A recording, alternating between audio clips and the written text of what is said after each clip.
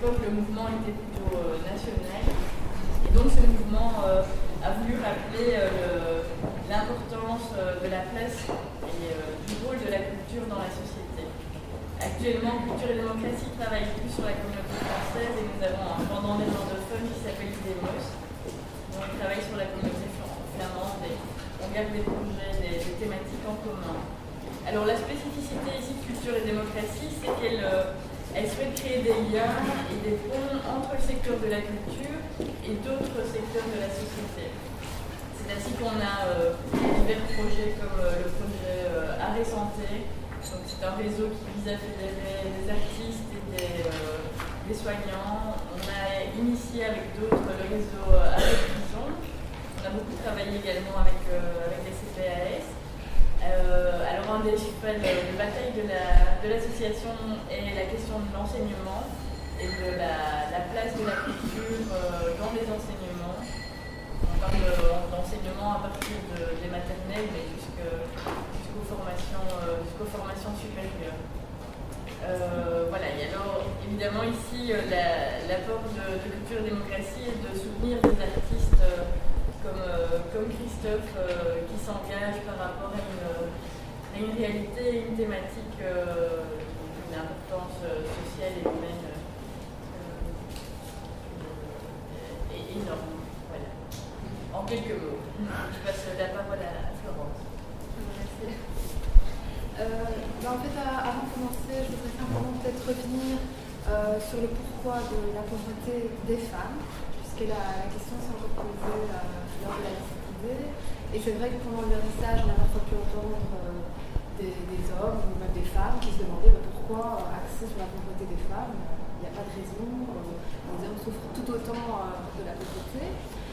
Alors effectivement, c'est vrai, puisqu'il y a quand même en Belgique 1,5 million de personnes qui souffrent de la pauvreté, ce qui est quand même énorme. Et parmi elles, il y a évidemment des hommes, des femmes, des jeunes, des vieux, des belles, des étrangers, donc ça concerne tout le monde. Mais ce qui est plus spécifique aux femmes, c'est qu'à la fois elles subissent la crise économique, financière, sociale actuelle, mais en plus elles subissent les conséquences d'une répartition des rôles entre hommes et femmes qui reste la répartition traditionnelle, et particulièrement par rapport à l'éducation des enfants. Parce qu'effectivement, ce sont toujours les femmes qui aujourd'hui vont être prêtes à travailler à temps partiel. Ce sont les femmes qui vont être prêtes à interrompre leur carrière pour s'occuper des enfants. C'est aussi les femmes, pas simplement s'occuper de leurs enfants, mais aussi d'un parent âgé qui est mal en point, elles vont plus facilement s'en occuper, un frère ou une sœur. Il y a dans ces cas-là presque 80% des femmes qui s'occupent comme ça de membres de leur famille qui sont dépendantes. Et donc, effectivement, parce que la société projette sur les femmes ces images de bonté, de douceur, de disponibilité, de maternité. Et donc, c'est peut-être intéressant de se questionner justement sur ces qualités qu'on attribue aux femmes. Eh bien, elles ont des conséquences sociales et économiques. Et ça, je pense que c'est un peu le noyau de ce qui fait la spécificité de la pauvreté des femmes. C'est aussi effectivement quand il y a des divorces qui ont lieu, aussi, dans la majorité des cas, 90% de nouveau, ce sont les femmes qui prennent en charge l'éducation des enfants, que ce soit à temps plein ou à temps partiel, s'il y a des systèmes de garde alternée. Alors bien sûr, il y a les systèmes de pension alimentaire, mais on sait, soit elles sont versées, soit elles ne sont pas suffisantes, soit elles sont aléatoirement versées. Donc c'est un peu tout ça, tout ce panel de situations liées à la pauvreté des femmes qu'on voulait un petit peu aborder suite à cette exposition de Christophe Smith et de Sabine Jetti. Alors pour ce faire, d'abord entendre Riccardo Cerenti, qui travaille à l'Union des villes et des communes de Wallonie, et plus particulièrement au service insertion professionnelle de la Fédération des CVS Wallon. Et donc en janvier 2010, il a publié une étude qui s'appelle Mesures anthropométriques de l'homme plutôt de Wallonie, et qui avait un peu fait le titre des journaux en étant résumé par le Wallon le plus pauvre est une femme. Donc c'est de ça que vous allez nous parler.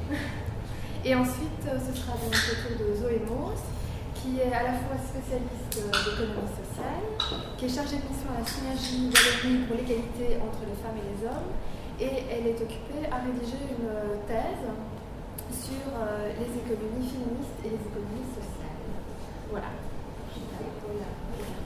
Mais d'abord, merci à tout le monde. Merci à Christophe aussi de m'avoir invité. Je te remercie très fort. Le titre exact, c'était la mesure anthropométrique de l'homme le plus pauvre de Wallonie et le sous-titre l'homme le plus pauvre de Wallonie est une femme. C'est le sous-titre qui a été retenu par tous les journaux, évidemment. Alors, ce qui est très amusant, c'est qu'on a fait effectivement une conférence de presse à cette époque-là. Et la conférence de presse, devant moi, j'avais des journalistes, pas mal de journalistes, uniquement des femmes. Alors ça, c'est intéressant déjà sociologiquement, parce que ça veut dire quelque chose quand même. Ça veut dire probablement que les femmes sont aussi plus intéressées par le thème de la pauvreté que ne le sont les hommes. Ben, je le vois encore devant moi, il y a 4 hommes si je ne me trompe pas, donc ça prouve quand même quelque chose. Alors avant de parler, mais très brièvement, de cette étude, parce qu'autrement je devrais l'étaler sur plus d'1 heure, je vais d'abord faire un petit commentaire sur ce que j'ai vu tout à l'heure et sur les commentaires que Christophe a fait lui-même.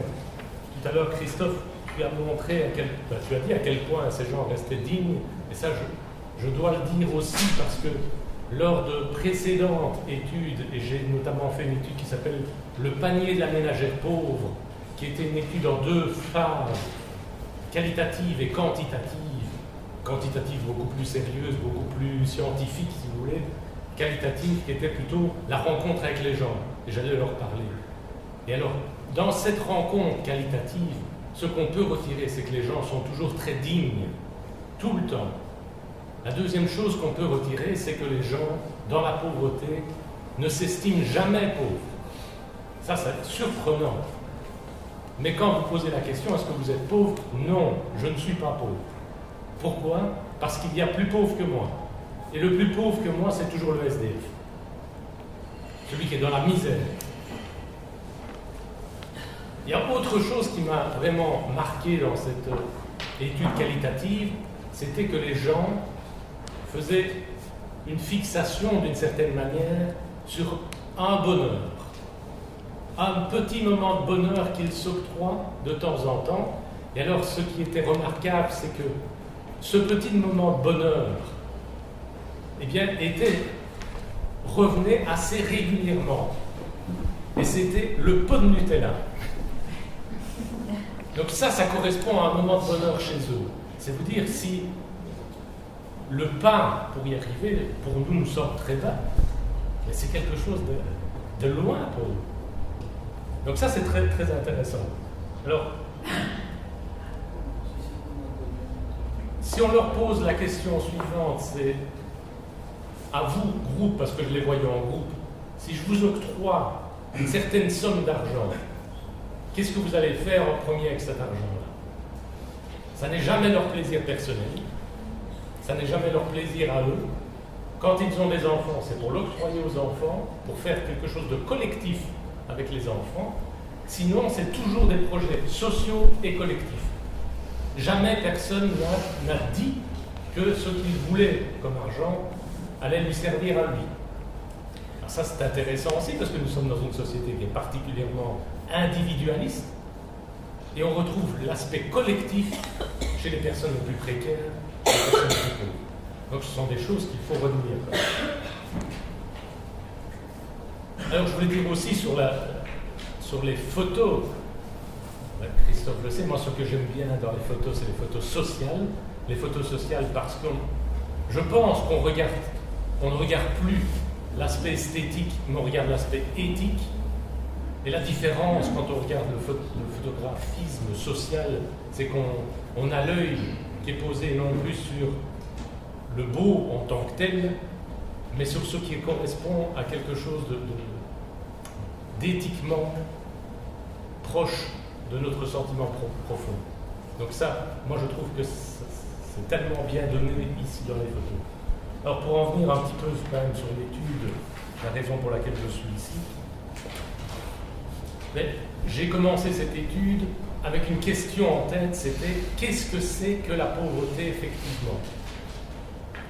Alors il y a des définitions, il y a une flopée de définitions, vous allez en trouver des centaines de définitions. Notamment, celle qui revient le plus régulièrement sont des définitions financières. L'Union européenne a une définition qui est le taux de risque de pauvreté, on ne parle pas de pauvreté, mais de risque, c'est 60% du revenu médian. Quand vous êtes en dessous, vous êtes pauvre, au-dessus, vous ne l'êtes pas. Donc ça, c'est la définition officielle. Est-ce qu'elle correspond à la réalité? Je ne sais pas ce que ça veut dire, 60% du revenu médian. Alors on donne un chiffre, évidemment. Mais malgré tout, le chiffre ne veut pas dire grand-chose. Il y a des gens qui sont en deçà, qui ne vont pas se sentir pauvres, des gens qui sont au-dessus et qui pourtant se sentent très pauvres. Alors il y a d'autres types de définitions qui sont intéressantes à prendre. Ce sont des définitions qui sont d'ordre subjectif, c'est de poser la question simplement aux gens, est-ce que vous êtes pauvre? Est-ce que vous vous sentez pauvre ou non? Donc là c'est intéressant, ça apporte un plus. Mais ce qui est intéressant aussi, c'est que de plus en plus, il y a des sociologues, des politologues, des économistes qui viennent avec de nouvelles définitions. Ou alors qui ressortent des anciennes définitions, mais qui apportent quelque chose de plus. Donc par exemple, Simmel, lui, estimait que être pauvre, était pauvre celui qui n'avait pas les moyens suffisants pour les fins qu'il suivait. Donc on se retrouve un petit peu dans une définition qui ressemble à celle d'Amartya Sen, qui a un prix Nobel d'économie et qui est philosophe aussi, et qui lui parle des capacités, c'est-à-dire qu'il met l'accent sur les capacités des personnes à vivre la vie qu'ils voudraient vivre. Est-ce qu'on a les capacités ou pas? Donc ça, ce sont des définitions qui sont beaucoup plus riches, mais on le sent bien, c'est beaucoup plus difficile à travailler, évidemment. Et dans ce type de définition-là, moi, il y en a une que j'aime particulièrement, c'est lorsque je donnais une conférence, c'est un Africain qui m'a dit ça. Chez nous, me disait-il, la définition du pauvre, c'est celui qui manque de gens. G-E-N-S. Ça, c'est la personne pauvre. Alors là, c'est encore plus riche, parce que là, on se rend bien compte que la pauvreté, c'est manquer de solidarité, manquer de collectif, de famille, de lien social. Et c'est intéressant. Et on est dans une société qui, assez étrangement, ne remet pas en question les concepts qu'il utilise. Ce qu'on peut appeler les savoirs morts, c'est-à-dire qu'on utilise des concepts, on nous a dit une fois ce que c'était, on a cru comprendre ce que c'était, et on ne les remet pas en question. Alors c'est intéressant de les remettre en question, parce qu'il y a des richesses en dessous de ce cela. Alors la raison aussi pour laquelle j'ai voulu faire une étude sur la pauvreté, c'était pourquoi est-ce que lorsqu'on parle de pauvreté, et ça Christophe tu en as parlé tout à l'heure, on pointe du doigt uniquement ceux que nous estimons dans la grande misère. Pourquoi est-ce qu'on parle du SDF? Pourquoi est-ce qu'on ne parle pas de la personne qui est dans une pauvreté, mais qui n'est pas si loin de nous? Alors moi j'ai une thèse là-dessus, ça ne vaut que ce que ça vaut, mais je pense que je suis dans le bon en le disant. Quand on regarde les statistiques en France, parce qu'une chose qu'il faut dire aussi, c'est qu'en Belgique, statistiquement, nous sommes pauvres, c'est un pays pauvre en statistiques. Par contre, en France, il y a pas mal de statistiques intéressantes. Et si vous voyez les statistiques, il y a 2 ans, 42% de la population avait peur de devenir pauvre un jour. C'est énorme. Et la pauvreté, pour ces gens-là, c'était la peur de devenir SDF. Alors on a refait l'étude 2 ans après, c'est 60% des gens qui ont peur. Alors ma thèse, elle est celle-ci, c'est que quand dans l'imaginaire, on projette l'image de la pauvreté qui est celle du SDF, on se prémunit. Pourquoi? Parce que plus loin sera la personne de moi, moins j'ai de risque de devenir comme lui. Je pense que c'est une raison fondamentale pour laquelle nous imaginons tout le temps le pauvre comme quelqu'un de très éloigné de nous. La réalité est tout autre. Et c'est la raison pour laquelle j'ai fait cette étude. Moi, ce que j'ai pris, c'est les statistiques. Et quand on prend les statistiques, j'ai pris chaque fois les moyennes. Quand on prend la moyenne de la personne la plus pauvre, d'abord, elle a un revenu qui est bas, évidemment, mais ce n'est pas le misérable ou la grande misère. C'est d'abord une femme. C'est important de le dire. Effectivement, les personnes les plus pauvres, ce sont des femmes. Alors on m'a dit, il y a 2% de différence entre hommes et femmes. Est-ce que ça vaut la peine de faire tout ce charabia sur ça? 2%, c'est énorme pour moi. Ça, c'est un. Deuxièmement, ce que je dis là est valable dans le monde entier. Donc il y a un facteur mondial que vous preniez la pauvreté en Afrique, que vous la preniez aux États-Unis, en Europe, en Asie, ce sont toujours les femmes qui sont les plus pauvres. Et puis il y a une donnée temporelle aussi. Que vous regardiez le chiffre aujourd'hui, ou il y a 20 ans, ou il y a 100 ans, ce sont toujours les femmes les plus pauvres. Alors ce qui était intéressant, que j'ai fait, que je n'ai pas mis dans l'étude, mais qui était intéressant pour moi intellectuellement, c'était de voir quelles étaient les personnes les plus riches. Eh bien là, l'homme le plus riche de Wallonie est bien un homme. Et c'est intéressant aussi à montrer. Or, effectivement, comme vous avez dit, la pauvreté a un sexe féminin pour des raisons qui sont assez faciles à comprendre. C'est d'abord le temps partiel, c'est un facteur essentiel. 43% des femmes travaillent à temps partiel, 7,8% des hommes. Et nous avons une richesse complètement inéquitable. Il faut savoir qu'à un travail égal, les femmes gagnent 15% de moins. Ce qui n'est pas acceptable et que pourtant, socialement, nous acceptons tous. Alors, c'est très anecdotique, mais j'aime bien le dire quand même, c'est que j'ai écouté il y a quelques mois de cela une émission sur France Inter, et il y a des chercheurs du CNRS en France qui ont fait cette recherche qui était de voir dans les grosses entreprises françaises, le CAC 40, ils ont pris les conseils d'administration où il y avait plus d'un tiers de femmes ou moins d'un tiers. Mais lorsqu'il y a plus d'un tiers de femmes, les entreprises sont beaucoup plus performantes. Alors c'est très anecdotique et je n'ai pas la naïveté de croire que le seul facteur est celui-là, mais c'est important de le dire quand même. Et moi, ce que je voudrais mettre aussi en évidence, c'est qu'il y a une discrimination cachée, omniprésente. Cachée parce que, par exemple, la discrimination à l'emploi, il est très difficile de prouver qu'un patron ne veut pas vous engager parce que vous êtes une femme. C'est donc tout à fait caché. Mais la discrimination existe. Et elle est très importante. J'ai encore combien de temps ? Je peux m'arrêter quand Alors, je vais prendre quelques chiffres simplement, parce qu'après l'intérêt c'est quand même de discuter avec vous, ce n'est pas de présenter mon étude. Les chiffres, c'est... Enfin, les chiffres. La statistique, je vous ai dit d'abord, c'est une femme. Alors, quand on regarde les femmes les plus pauvres, on va aller voir un peu plus loin, eh bien, c'est une chômeuse. C'est vous dire si on est loin de l'image que l'on a généralement de la pauvreté, parce que c'est une chômeuse, c'est-à-dire quelqu'un qui habite juste à côté de chez vous, qui est peut-être dans le même immeuble que chez vous, mais la différence est au niveau du salaire, simplement. Elle a un revenu de remplacement qui est assez bas. Elle a 34 ans, ça c'est la moyenne, et elle a 2 enfants, famille monoparentale. Donc ça c'est le prototype type. Dans le journal, quand j'ai fait la conférence de presse, il y avait un titre qui était « Le pauvre type ». C'est ça, le pauvre type. Une femme chômeuse, 34 ans, 2 enfants, famille monoparentale, avec des difficultés qui sont énormes. Alors, une des raisons pour laquelle j'ai fait l'étude aussi, c'est une raison politique, pour essayer de bouger les choses, évidemment. Alors, c'est jamais facile, je n'y arriverai pas en une fois, mais c'est déjà la 3e étude sur la pauvreté, et je continuerai, je vais essayer petit à petit à faire changer les mentalités, mais c'est très très dur.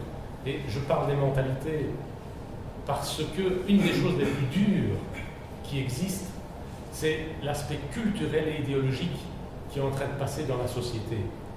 Dans la précédente étude, quand je rencontrais les gens, à la fin de l'étude, je leur disais maintenant je vais aller rencontrer les hommes politiques avec ceux que vous me donnez là. Est-ce que vous avez un message que vous voulez absolument faire passer ? Eh bien, à l'unanimité, dire tous les groupes que j'ai rencontrés, le message qu'ils voulaient absolument faire passer aux politiques, c'est « il faut diminuer les impôts ». Alors la question, c'était « vous ne payez pas d'impôts ». Ah oui, mais quand même, c'est important. Donc ces gens-là ont capté un message qui est un message social, qui est véhiculé par tout le monde. Donc l'importance de remettre en question les concepts qu'on utilise, concepts de richesse, concepts de pauvreté, l'important d'avoir une grille de lecture quand on nous parle. quand on parle de politique ou de social. Il faut se remettre en question et remettre en question ce que les gens disent. Alors, je n'irai pas plus loin, je pense que le plus important, c'est de discuter avec vous si vous en avez la volonté par après. Merci.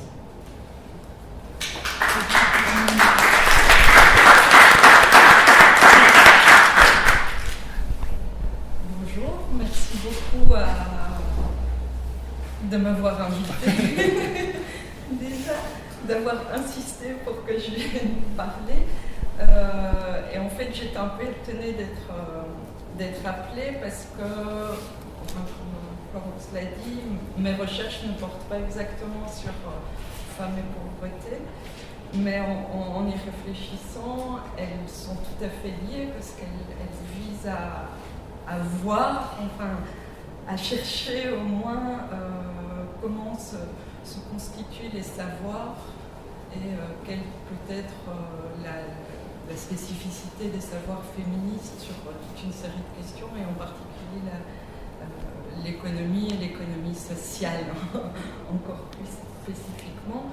Et donc, ma réflexion, c'est vraiment se demander comment on arrive à avoir des cadres de réflexion, avoir des cadres logiques, avoir des statistiques, qu'est-ce qu'on essaie de prouver par ces statistiques et qu'est-ce qu'on arrive à montrer, et surtout comment cette analyse, sur quoi cette analyse est fondée, sur quel principe, sur quel paradigme de base.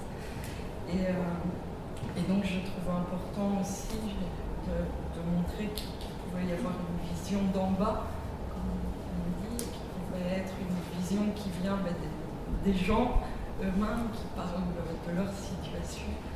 Et cette exposition est vraiment le reflet type, enfin un exemple type est vraiment très, très, très explicite de cette vision d'en bas, parce que justement, même si c'est Christophe qui a pris les photos, on y voit vraiment le regard de chaque personne, et ici chaque femme, sur leur propre situation.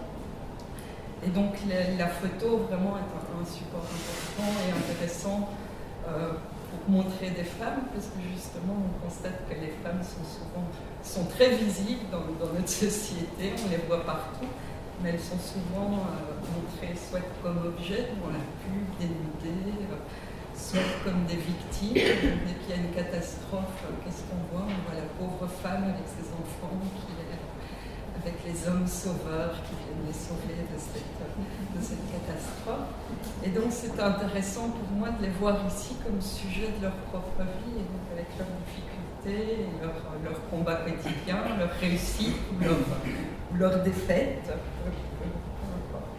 Et donc ça permettait aussi de sortir justement peut-être d'un discours ambiant sur la pauvreté, où forcément c'est quelque chose qu'on a d'abord essayé de cacher. Donc on ne peut pas voir la pauvreté, comme Ricardo le disait aussi, c'est jamais nous, enfin c'est toujours l'autre, c'est pas ce qui est proche, c'est quelque chose qu'on ne veut pas voir. Et donc en cette année européenne de lutte contre la pauvreté, justement il y a eu une visibilité de la pauvreté incroyable, et donc il y a eu une rivalisation de statistiques, de chiffres sur...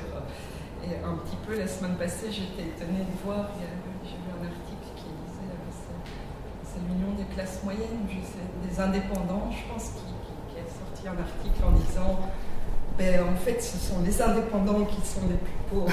De toute façon, plus d'un indépendant sur 7 est pauvre. Et donc, il y avait une espèce de visibilité. Maintenant, tout le monde ne veut pas être pauvre, mais c'est à qui sera le plus pauvre et le plus méritant. Et toujours dans un même esprit de se dire, on parle de la pauvreté que par rapport au travail. Et donc en fait, effectivement, on est dans une situation où le plus pauvre de Wallonie est donc une femme, mais elle est surtout chômeuse. Et donc on se focalise, les politiques publiques ont tendance à se focaliser là-dessus, parce que c'est vu comme la solution à tous les problèmes, que ce soit au niveau régional mais aussi au niveau européen. Et c'est encore plus visible et plus flagrant quand on s'occupe des femmes. Par exemple, dans la récente stratégie 2010-2015 pour l'égalité entre les femmes et les hommes au niveau européen, l'objectif de mettre les femmes au boulot, c'est de pallier au vieillissement de la population, de ramasser plus d'impôts, de pouvoir renforcer les finances publiques. Si on parle de conciliation entre vie professionnelle et vie privée, c'est texto, hein, je n'invente pas, c'est parce que ça va augmenter le taux de fécondité, le nombre de femmes, donc c'est assez choquant et c'est rare qu'on le dise, c'est pas normal. L'objectif dans le boulot, c'est pas juste payer des impôts et faire en sorte que c'est aussi de s'épanouir et d'avoir de l'estime de soi. Et du coup, c'est un peu le danger des statistiques. Et donc, les mouvements féministes et les groupes de femmes et les associations travaillant là-dedans ont lutté longtemps pour avoir justement des statistiques sexuées, et donc pouvoir dire, ben non, telle politique, elle affecte plus les femmes, ou telle situation, ben, elle affecte plus les femmes. Et ton étude montre justement ça. Mais il y a peu d'analyses, donc on sait effectivement qu'est-ce qu'on fait une fois qu'on sait que 85% des familles monoparentales, c'est une femme qui est avec ses 2 enfants. Qu'est-ce qu'on en fait de cette statistique? Et donc c'est là que ça devient important, parce que j'ai l'impression qu'on crée un discours tout à fait expert, et donc il faut pouvoir lire les statistiques, il faut pouvoir les comprendre, les analyser, les mettre en lien. Et que ça, c'est peu fait. Et du coup, je pense qu'un des apports aussi, spécifiquement par rapport aux femmes que pourrait avoir, et c'est de mon point de vue que je parle, donc d'un point de vue féministe aussi, c'est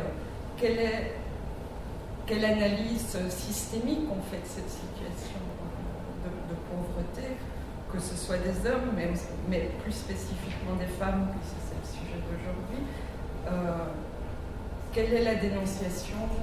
Comment on en arrive là? Donc, il ne faut pas avoir fait maths sup pour se dire qu'effectivement, une chômeuse avec 2 enfants a plus de risque d'être pauvre qu'une femme qui travaille à temps plein et qui est propriétaire de sa maison. Ça tombe, enfin, c'est un peu évident, mais du coup, quelle analyse on fait? Comment on arrive qu'est-ce qu'on fait avec cette statistique de 85% des familles monoparentales sont des femmes? Ça veut dire quoi? Elles ont des enfants et les pères, ils sont où? Enfin, qu'est-ce qu'on apporte comme explication à cet état de fait? Ça veut dire quoi? Qu'elles ont fait des enfants toutes seules, que les pères les ont abandonnées, qu'elles sont parties de chez elles, qu'elles s'étaient battues, qu'elles étaient...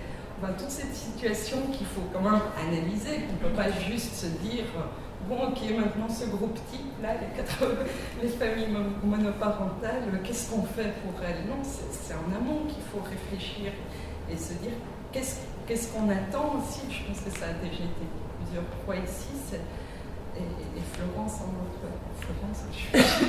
en introduction le disait aussi, c'est le carcan, enfin, c'est l'attente qu'il peut y avoir par rapport au parcours de femmes qu'on peut avoir. Nous, les femmes, c'est effectivement depuis le début, on est éduquées à être plus douces, à s'occuper des autres, à avoir des enfants, à avoir un mari, à avoir un travail. Et donc, quelle est la place pour les parcours atypiques aussi? Et donc, c'est toute cette statistique qui montre que justement la chômeuse, mère seule, 2 enfants, peu éduquée, est plus pauvre. Ben oui, ça veut dire quelle est la place pour les parcours atypiques dans notre société? Et donc, est-ce qu'il y a quelque chose de possible au-delà d'un temps plein, durée indéterminée? Qu'est-ce qu'on met en avant aussi dans la richesse sociale?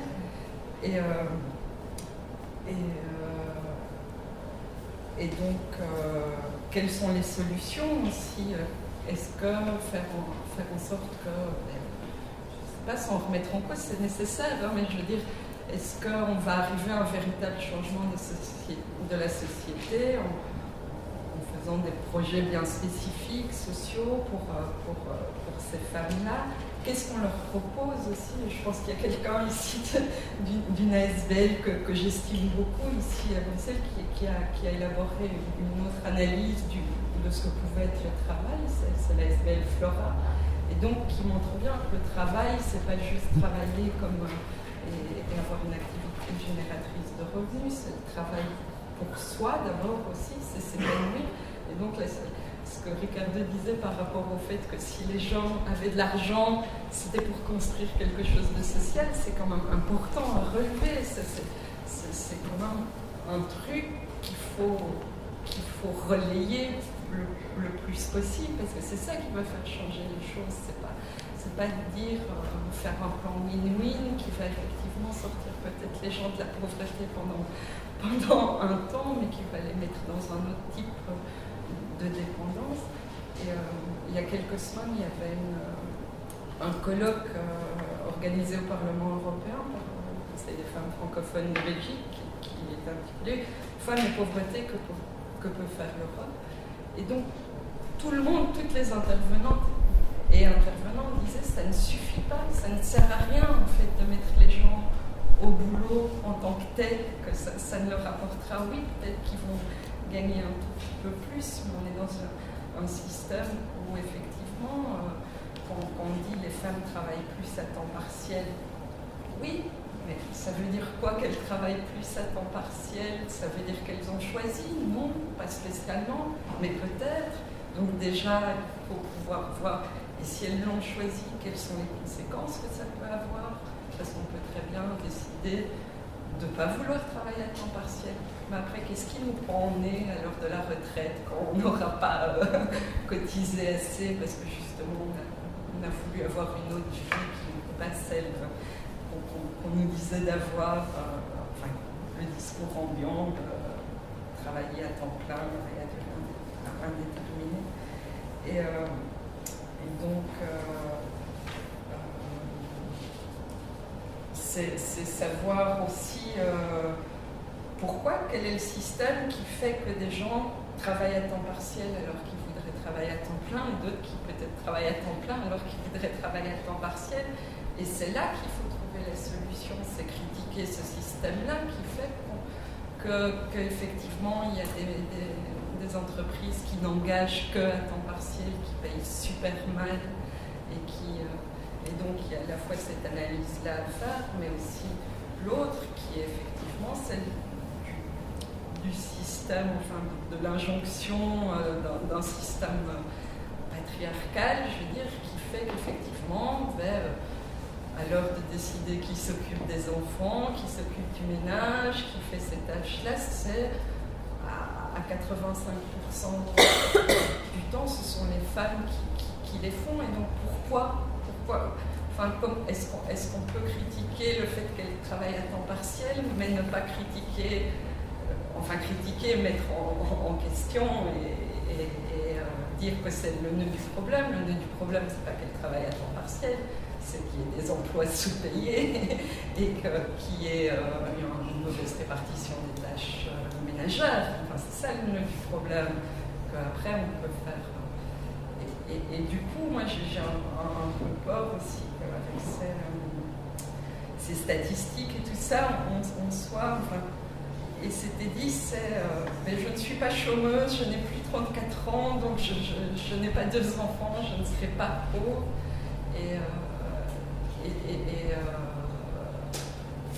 Et oublier tout le reste. Et du coup, je pense aussi que, pour moi, et la définition que Ricardo avait donnée par la personne africaine, c'est la personne qui n'a pas de genre. C'est super important parce qu'effectivement, 800 € par mois, ça ne veut rien dire si on a des amis, si on a un réseau social, si on a une maison, enfin, ça dépend tout à fait du contexte dans lequel on est. Comme 2000 €, ça peut ne pas suffire aussi pour si on a des charges, si on a... Et du coup, je pense qu'effectivement, mais la conjoncture n'est pas vraiment à ça, je pense, serait de valoriser effectivement l'importance d'avoir d'être riche socialement et pas financièrement. Après, quand on discutait de ça, j'ai eu l'occasion de rencontrer des femmes africaines aussi, des groupes féministes, et tout, puis on partageait un peu les luttes sur lesquelles on était en Europe, en Afrique. Et elles expliquaient effectivement quelle lutte peut-on avoir quand on a faim, à part celle de ne plus avoir faim et d'avoir un minimum. Donc c'est vrai que c'est compliqué de pouvoir justement avoir un discours qui soit véritablement cohérent. Et pour revenir aux photos, je pense que justement ça permet cette analyse d'en bas, on va dire, des personnes qui vivent dedans et qui savent, qui peuvent donner leur avis, qui ne sont pas connes, qui ne sont pas que des assistés, qui ont besoin qu'on fasse un énième projet au programme pour les mettre à l'emploi sans se préoccuper de savoir si leur emploi leur redonne une certaine estime de soi et leur donne la possibilité de justement avoir la vie qu'elle voulait avoir. Et donc effectivement,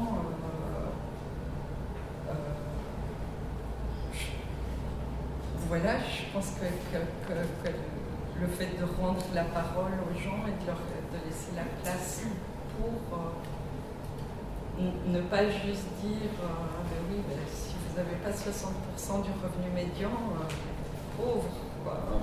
Vraiment, comme si c'était une étiquette globale qui allait déterminer tout le reste. Et je pense qu'effectivement, parfois, on détermine. Donc, effectivement, on met les gens dans des cases. Donc, s'ils sont chômeurs ou s'ils sont SDF, on ne leur donne pas d'autres possibilités aussi que d'être dans leur statut de pauvre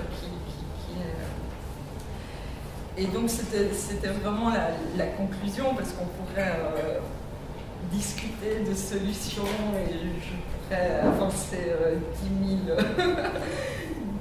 solutions ou propositions, mais l'idée c'était aussi de donner la parole et puis de voir aussi qu'est-ce qu'on pouvait construire ensemble avec ces photos, et puis avec les statistiques, avec toute cette réflexion.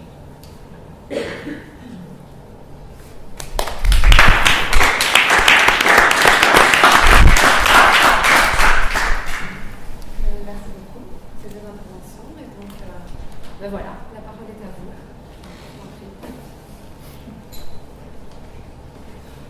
J'aurais une question, Ricardo, je le dis. Enfin, une question, oui. Donc, quand vous dites, finalement, on met fort l'accent sur les SDF parce qu'on estime qu'ils sont suffisamment loin pour ne pas être payés, je me demande si ce n'est pas aussi en partie parce qu'eux sont un facteur de culpabilisation, de culpabilité, que toute la société qui ne vit pas dans la rue reçoit ça comme une gifle chaque fois qu'ils voient les gens dans la rue. Ils ne voient pas les autres pauvres. Ils ne cherchent pas à les voir. Et donc, c'est une image de la pauvreté qui est dérangeante pour cette société qui estime qu'il vaut mieux se cacher les yeux et se toucher les oreilles pour ne pas voir que tout ne tourne pas bien. Il me semble que c'est aussi un facteur de pour quelles raisons on parle de ceux-là et pas des autres. C'est parce qu'on s'arrange pour ne pas voir les autres. Et alors, tant que j'y suis, j'ai une deuxième petite question. Vous avez commencé tout au début à dire qu'apparemment, donc parmi les gens que vous avez, si je peux dire, interviewés, examinés, je ne sais pas quoi, qui étaient dans une certaine forme de pauvreté, ils mettaient toujours l'accent sur quelque chose de positif dans leur existence, quelque chose, un grand bonheur, enfin, pour le Nutella, mais il ne faut pas être pauvre pour aimer le Nutella. Mais donc, ils avaient l'air, je ne sais pas si j'ai bien compris ce que vous vouliez dire ou ce que vous aviez constaté, que donc ils étaient peut-être ils avaient une attitude moins noire, moins dépressive que des gens qui ont plus d'argent et qui donc seraient plus exigeants et verraient plus leur frustration. Je ne sais pas, je ne suis pas tout à fait sûre de qu'est-ce que vous avez constaté en fait.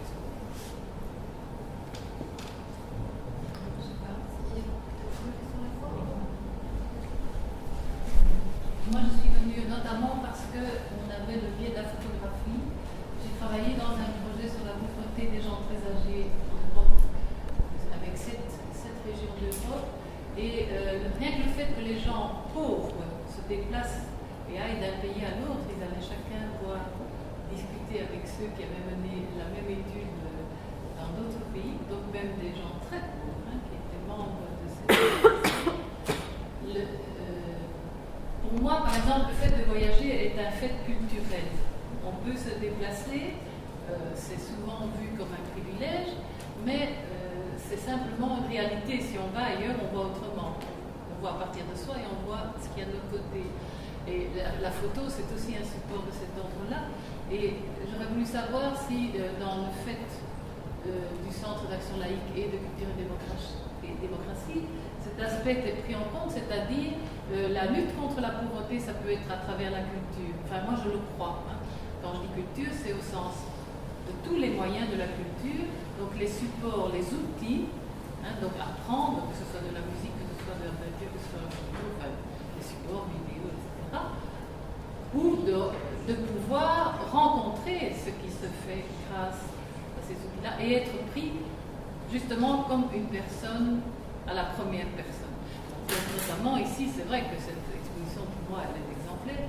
C'est le sujet qui dit ce qu'il a à dire de lui. Et celui qui le photographie ici, ou qui ferait autre chose, n'est qu'un véhicule. Il se met à sa disposition pour lui permettre de... Bon, le stade suivant, ça pourrait peut-être aussi dire tout le monde a droit à l'appareil photo et on se photographie entre soi. Il y a d'autres choses qui sont possibles. Mais ce type-là de dynamique, pour moi, est quelque chose qui vaut la peine qu'on se batte, quelle que soit la situation financière dans laquelle on se trouve. Donc la question c'est, est-ce que vous allez dans ce sens-là?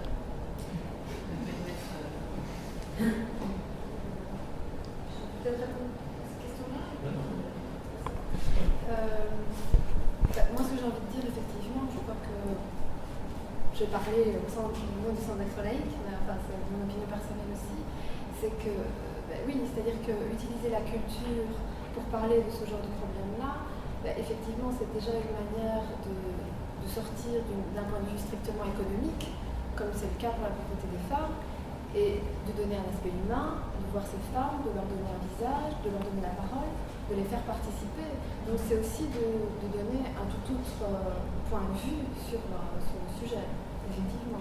Et c'est aussi, effectivement, puisque nous, on est très, très à cheval sur les valeurs d'autonomie et d'émancipation, évidemment, par la culture, c'est essentiel. Et aussi parce que, on l'a dit, la pauvreté des femmes, c'est lié à des projections mentales qu'on fait sur les femmes. Et ça, c'est un changement de mentalité, c'est un changement qui peut se faire aussi, et en partie par la culture. Donc, je ne sais pas si... Je peux peut-être culture et démocratie. C'est une interpellation pour culture et démocratie. Oui, culture et démocratie, je pense que tout le monde le sait. Jusqu'à présent, culture et démocratie défend l'idée du rôle de la culture dans la lutte contre l'exclusion et la pauvreté, à travers les différents projets qui ont été menés et tout ce que Zoé, Ricardo, Florent viennent de dire. Je ne vois pas ce que je pourrais compléter si ce n'est de dire qu'on partage tout à fait ça. La culture permet aux personnes de prendre aussi une place dans la société, de pouvoir s'exprimer, de redevenir acteur de leur vie. Et la culture permet aussi un changement de vision par rapport aux réalités du travail social, par rapport à de plus en plus le travail social est soumis à des injonctions de contrôle et de pression, et plus du tout à la création de liens et de mise en collectif et en réseau. Donc c'est aussi par le biais de la culture que la vision et l'approche du travail social peuvent se changer. Et justement, lundi et mardi, il y a eu un colloque organisé dans le cadre de la présidence belge de l'Union européenne sur le rôle et la place de la culture. Et tous les intervenants présents du secteur culturel de Belgique, et d'ailleurs, tous s'accordent sur le fait que la culture joue une importance capitale.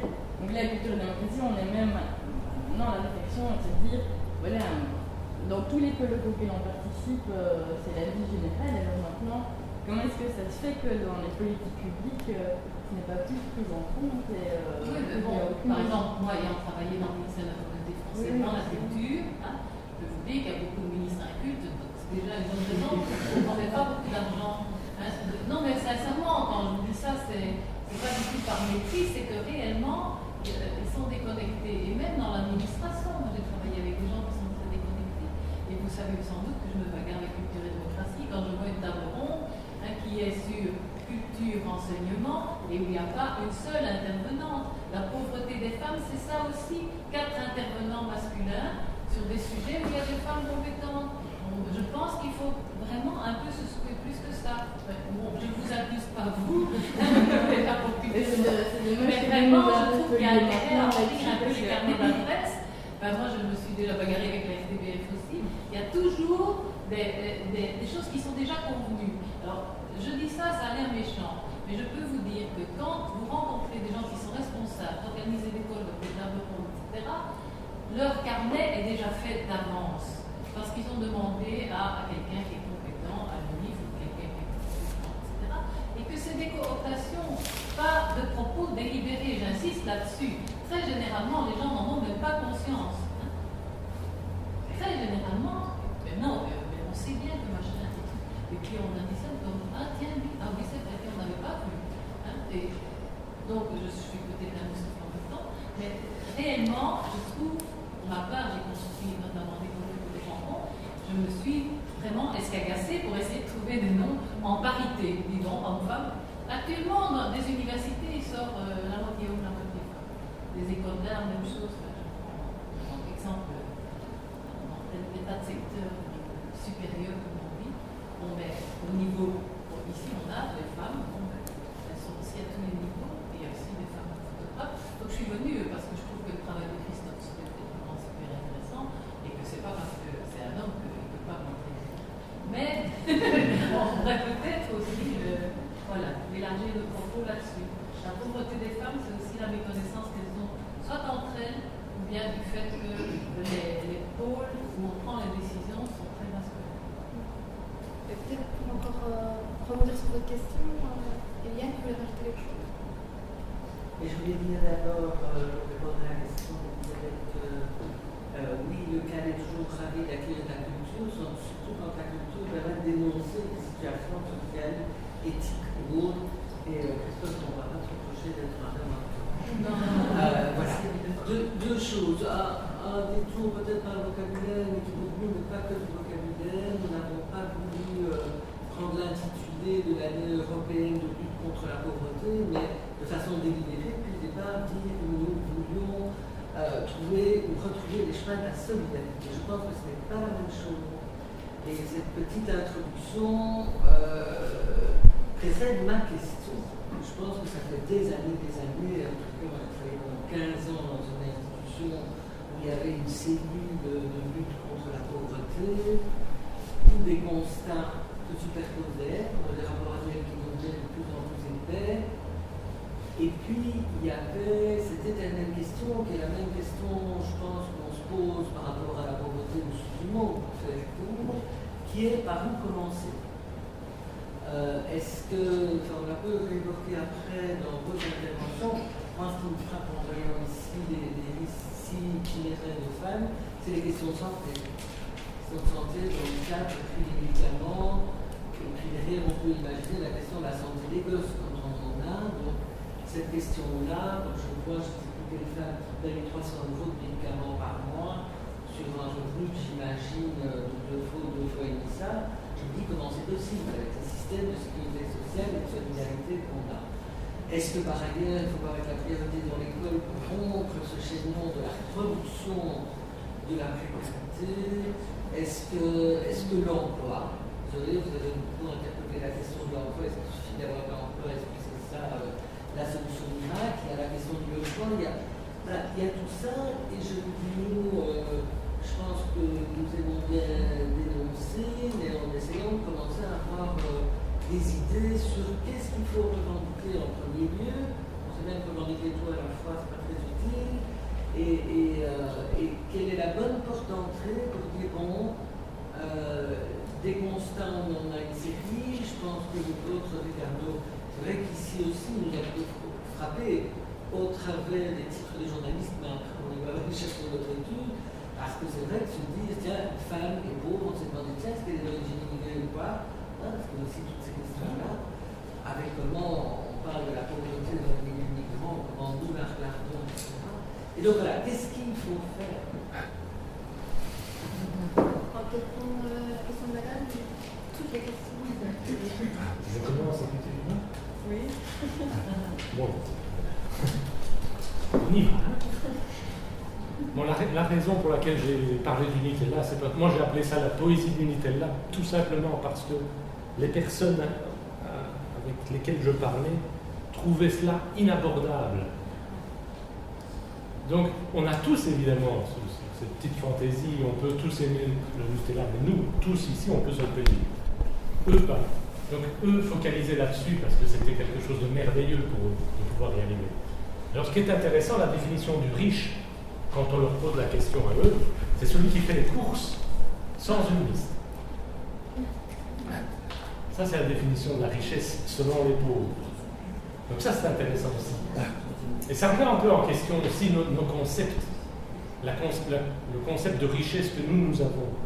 Enfin, on rejoint, hein, parce que c'est aussi la capacité d'acheter quelque chose.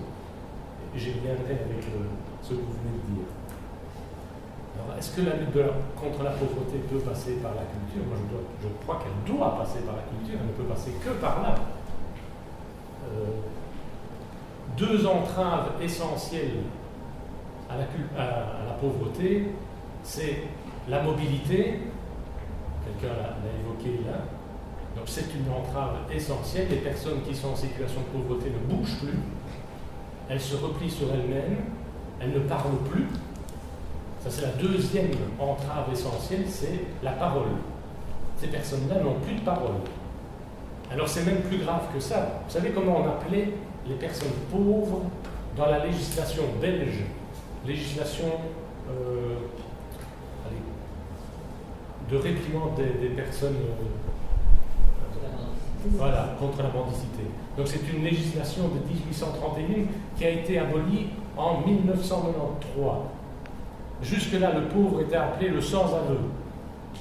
Sans-aveu, ça veut dire que la personne n'a rien à dire. Ça veut dire que quand bien même elle estimerait qu'elle a quelque chose à dire, on ne l'écoute pas, parce que sa voix ne porte plus. Et alors ce qui était intéressant aussi quand j'ai rencontré les personnes, c'est qu'une des dames me disait, moi, ma vie ne compte plus. Moi, je n'ai plus rien à dire. Mais de toute façon, on ne m'entend pas, donc je ne dis rien. Par contre, son enfant, elle avait un enfant qui allait à l'école primaire, elle se faisait fort à chaque fois que l'enfant rentrait le soir, elle l'obligeait à raconter toute sa journée. Parce qu'elle avait compris quand même que l'essentiel était dans la parole. Quand vous perdez votre parole, vous perdez tout. Donc ça, c'est les deux éléments essentiels. C'est pour vous dire aussi que la culture est essentielle. Alors, la question la plus complexe. Hein. Moi, je pense d'abord qu'on ne lutte pas contre la pauvreté en Belgique, ni dans le monde. Je pense qu'on régule la pauvreté. C'est mon avis. Hein. Je pense qu'on la régule. Et si vous observez un petit peu au niveau politique comment ça se passe, il y a eu le millénium à l'ONU, à New York. On a décidé dans les 15 ans d'éradiquer la pauvreté, c'était en 2000. On n'a rien éradiqué du tout. La pauvreté a augmenté dans le monde. L'Union européenne, en 2000 aussi, décide d'éradiquer la pauvreté dans les 10 ans. Il y avait 80 millions de pauvres. Là, il y a 2 semaines, j'ai entendu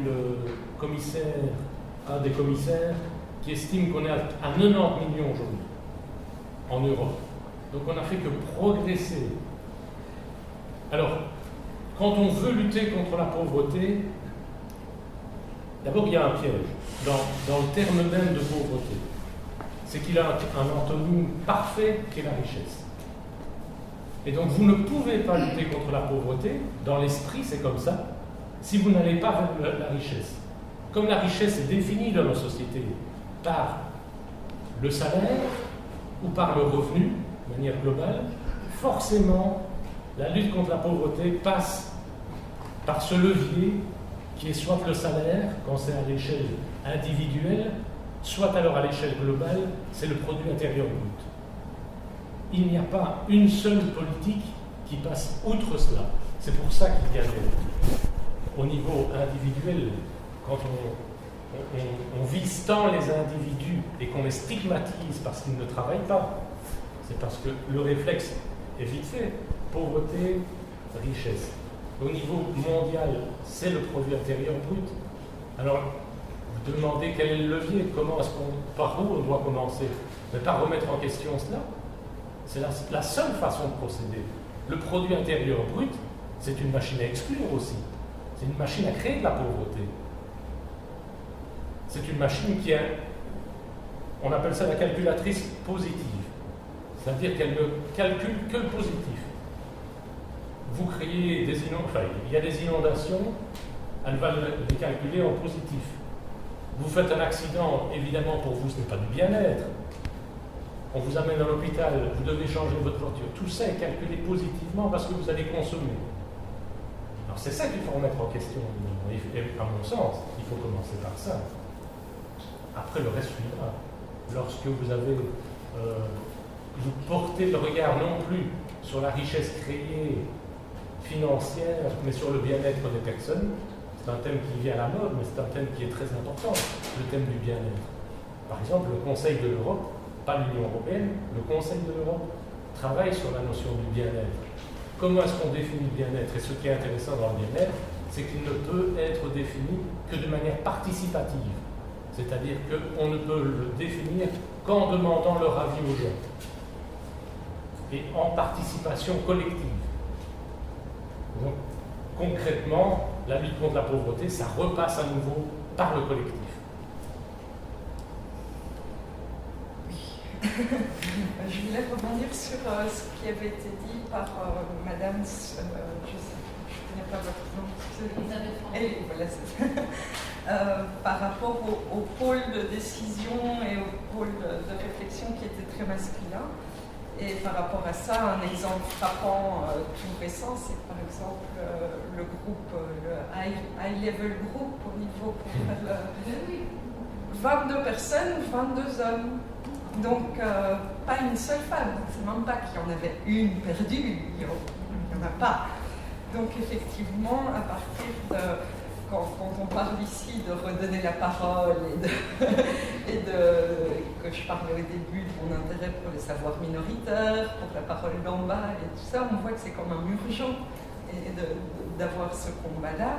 Et peut-être de paraître parfois un peu d'être énervant, de susciter l'agacement des gens quand on dit oui, mais il faut inviter parité ou bien pour telle thématique, mais peut-être qu'on peut se permettre aussi une fois d'inviter que des femmes, par exemple. Mais dès qu'on fait ça, oula, il y a quand même souci, alors que personne, enfin, j'ai lu un article d'une dame qui mettait en avant cette histoire des 22 hommes et du coup ça met en évidence aussi que la culture, évidemment, ça peut servir de lutte contre l'exclusion, contre la pauvreté, mais quelle culture? Et la culture de quoi? Et donc effectivement, la culture, est-ce que c'est permettre à tout le monde d'aller voir les blockbusters américains au cinéma? Est-ce que c'est de cette culture-là qu'on parle? Est-ce que c'est de la culture, je ne sais pas, que c'est aussi un sujet vaste et complexe de savoir si la culture peut servir, mais je pense que l'essentiel, c'est effectivement de redonner la parole. Et à la question de savoir par où commencer et quelle était la priorité, je pense que la réflexion que je me faisais en écoutant ici, c'est comment on devient pauvre en fait. enfin, qu'est-ce qui fait que effectivement qu'on se retrouve soit SDF, qu'est-ce qui fait qu'on bascule, et donc qu'est-ce qui fait que, je ne sais pas, même une personne qui est au CPAS basculera dans la rue et une autre ne le fera pas. Quel est le facteur qui fait que justement elle ne bascule pas? Et donc j'imagine que c'est voir ce qui permet aux gens de ne pas basculer qu'il faut mettre en évidence et mettre l'accent sur ça. Et donc se dire si effectivement ce qui permet à quelqu'un qui perd son boulot et qui se retrouve son revenu exclu du chômage, qu'est-ce qui lui permet de rester digne et de continuer sa vie et de ne pas basculer? Mais c'est se dire, voilà, les programmes sociaux et les programmes publics, c'est sur le maintien de ce lien-là qui doit mettre l'accent et pas sur autre chose. Et donc ça c'est une piste. Et après, par rapport à ce que Ricardo disait, par rapport aux indicateurs et donc à ce fameux PIB, c'est effectivement un combat de premier plan, mais qui me semble aussi complexe, parce que mettre en cause le PIB, ça veut dire aussi remettre en cause tout un système capitaliste qui exclut aussi tout ce qui est non productif, tout ce qui est lien social, et qui a fait aussi, qui a marché main dans la main avec le patriarcat en disant, ben voilà, tout ce que les femmes font à la maison, on l'exclut de toute façon de toute cette richesse, de tout le calcul de la richesse. Tout ce qui est environnement aussi, on s'en préoccupe pas. Donc ça, c'est jamais mis en négatif ou en positif nulle part. Et donc, moi, ma question, c'est de savoir effectivement, est-ce qu'on peut,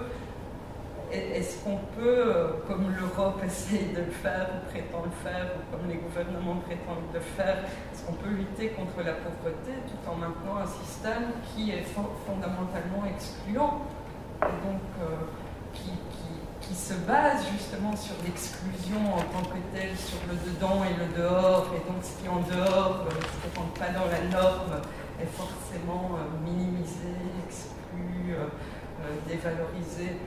Donc, que je me dis, mais c'est encore un plus vaste combat. Ce serait facile de savoir, ah ben voilà, je pousse sur tel bouton et puis ça va se résoudre. Donc, et c'est là que la culture et au moins la formation et l'information et la discussion et l'échange a tout son poids, parce que c'est effectivement permettant aux gens de se réapproprier des savoirs et qui sont culturels de toute façon, qui pourront se positionner et dire, mais non, ça c'est pas ça que je veux, moi je veux un peu de Nutella, ou non, je veux autre chose, je veux un bon service d'éducation, un bon service de santé.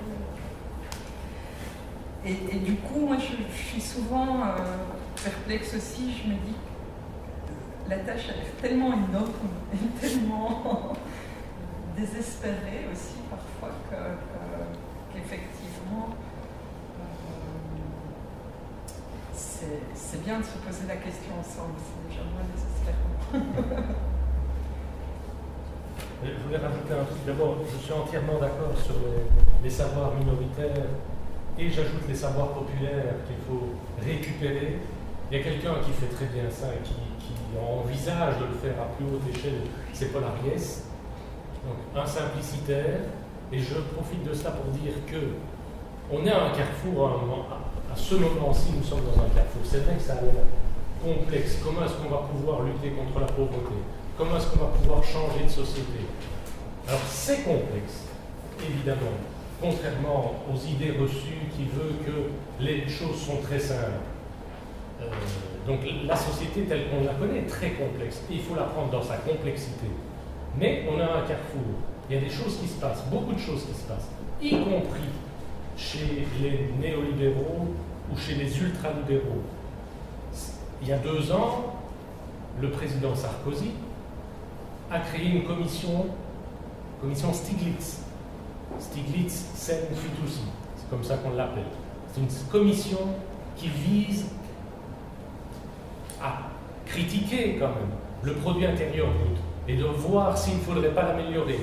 Donc c'est quand même le président Sarkozy qui peut. Alors ce qu'il va en faire, je pense pas grand-chose, Mais l'idée, elle est là.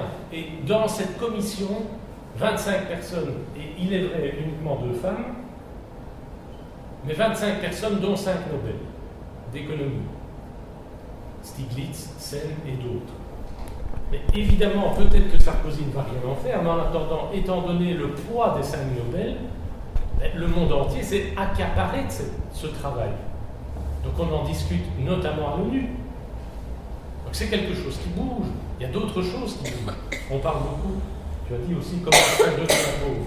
Il y a certaines personnes qui volontairement veulent devenir pauvres. Alors c'est un autre type de pauvreté, ce sont les simplicitaires. Leur slogan c'est moins de biens, plus de liens.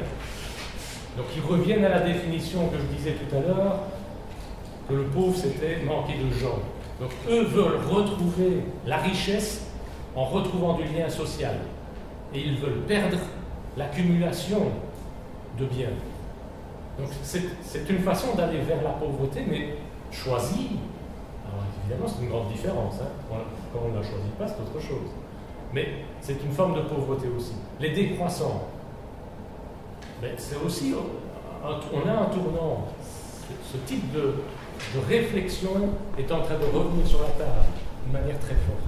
D'autres réflexions qui viennent, c'est le salaire maximum autorisé. Donc ça, par exemple, c'est Mélenchon en France qui le lance, le parti de gauche. Et il dit, ok, pourquoi pas une évolution dans les salaires, je ne suis pas contre. Et alors, il est très généreux puisqu'il dit, il faut une échelle de 1 à 20. Donc, entre celui qui gagne le moins et celui qui gagne le plus, il y a une échelle de 1 à 20. C'est énorme, hein. C'est pour permettre aux gens de gagner 300 000 par mois. Hein. Mais il dit, voilà le plafond. Ça ne concerne que 0,005%, mais il y a un plafond. Moi, je pense que c'est évidemment une idée qu'il faut revenir. Ça, c'est une des idées. Une autre idée, c'est l'allocation universelle. Les décroissants en parlent beaucoup, mais c'est quelque chose d'intéressant comme idée. Même si on n'est pas d'accord sur certains points, intellectuellement, ça ne serait pas venu sur la table, ça existe depuis bien longtemps, mais ça commence à venir de manière importante. On en parle de plus en plus. On est vraiment à un carrefour, donc il y a des choses à faire. Et il faut réfléchir ensemble sur comment les faire. Il ne faut pas se sentir démuni, parce qu'alors c'est l'impuissance totale et on ne fait rien. Il y a des choses, il y a des groupes, il y a des groupements. Moi, je suis dans plusieurs collectifs là-dessus. FAIRE, Forum pour d'autres indicateurs de richesse. On réfléchit à qu'est-ce qu'il y a comme type de richesse autre que la richesse simplement économique. Le bien-être en est un des éléments. C'est pour moi un élément essentiel même. Je suis dans un groupement d'économistes alternatifs aussi. Il ne faut pas penser l'économie, et là je te rejoins, comme on nous le dit au niveau capitaliste, il faut penser l'économie autrement. Et il y a des manières de le penser autrement. Donc il faut rentrer dans tous ces groupements-là. On a des choses à faire tous, ensemble.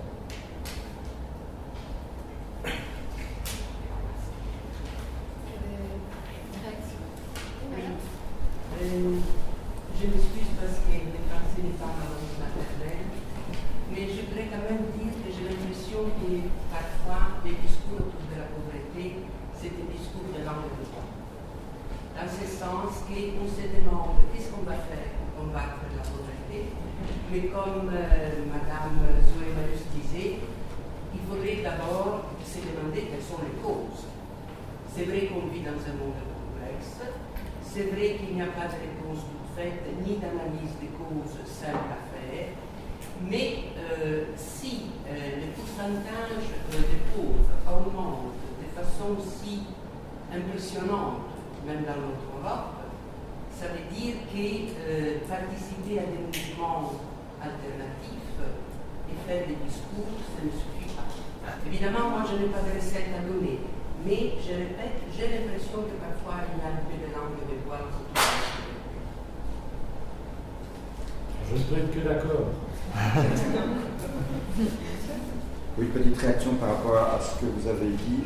Savoir minoritaire, savoir populaire, et du coup je repense, il m'est arrivé de lire et de donner certains cours à des étudiants en pédagogie tout simplement, et d'aborder le pédagogue Paulo Freire du Brésil. Je ne sais pas si les personnes connaissent, mais c'est donc un pédagogue qui est maintenant mort, qui est né en 1920 et qui est mort un peu en 1998, je pense, et il a vraiment été frappé par le manque de parole justement qu'avaient les gens qui sont soit soumis à une hiérarchie forte, les Indiens pour les propriétaires terriens par exemple, ou alors les gens qui ont peu de moyens d'expression. Et il a donc été sensibilisé d'abord lui-même parce qu'une famille relativement aisée, il a vécu la crise de 29 qui lui a fait comprendre la famine, donc je veux dire il y a un itinéraire personnel. Et puis il a donc lancé des processus à l'époque assez révolutionnaires d'alphabétisation, puisque en 30 heures, avec 30 personnes, il prétendait, et c'est ce qui s'est passé, alphabétiser les personnes, mais en partant de la parole que ces gens avaient à dire. Donc il reprenait les mots-clés qui revenaient, et c'était une technique, mais qui dépassait bien sûr la technique, pour redonner une parole, s'approprier une parole, et puis à partir de là, travailler sur les signes évidemment, pour apprendre à lire et reprendre aussi une autonomie face à un pouvoir qui les dominait. Alors voilà, donc ça c'est une information, et je me suis dit, tiens, mais est-ce qu'il a été quand même à un moment donné, il a été exilé du Brésil, parce qu'il y a quand même eu à ces époques-là une dictature ici, et il a fait le tour d'Europe, des États-Unis d'Europe, il est revenu, et il a eu le ministère de l'Éducation dans les années 80, dans lequel il a été chargé donc d'améliorer le système éducatif. Et je me dis, tiens, mais depuis j'ai plus du tout suivi l'affaire ni l'histoire du Brésil, je me dis, tiens, est-ce que le Brésil qui, je le connais très peu, je ne suis pas politique, je le connais vraiment très peu, est-ce que le Brésil qui est quand même en émergence, qui se développe, qui a un président populaire, est-ce que Paulo Freire a-t-il pu, par sa voix, intervenir? Et si oui, je pourrais creuser la question, si oui, est-ce que donner la parole justement à des personnes est effectivement très important pour refaire la culture et pour que cette société ne soit plus que dans des valeurs de richesse financière, ayant du plus de liens justement, s'enrichissant de ce lien plutôt que financier pour lutter contre ce capitalisme qui domine et qui doit être modulé, modifié. Voilà.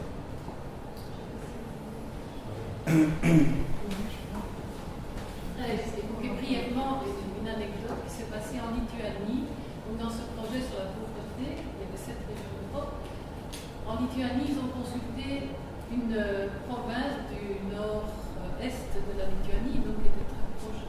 Tout ce régime a été effondré au moment de la chute de rideau de fer, et il y a eu aussi des retombées au moment de la chute du mur de Berlin. Quand il y a des retraites, je dis bien quand il y en a, parce que tout le monde n'en a pas, quand il y a des retraites, elles sont équivalentes à 300 €. Les gens n'ont vraiment pas de quoi vivre, hein, c'est le moins qu'on puisse dire. Ce sont des régions aussi où il y a une forte immigration des jeunes vers l'ouest, dès qu'ils peuvent, ils vont vers l'ouest. Donc les vieux sont de plus en plus centrés.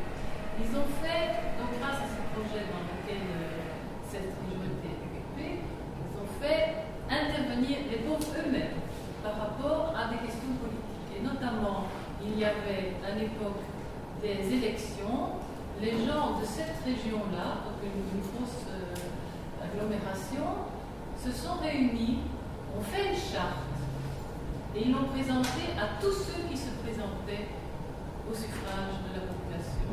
Ils ont dit, vous signez cette charte et on votera pour vous. Si vous ne la signez pas, vous êtes rayés. Voilà. Alors c'est une petite action, mais je trouve que ça va dans le sens de prise de parole. Et donc, pour une fois, il y avait un projet, parce qu'on critique toujours les projets européens, et je trouve que souvent c'est justifié.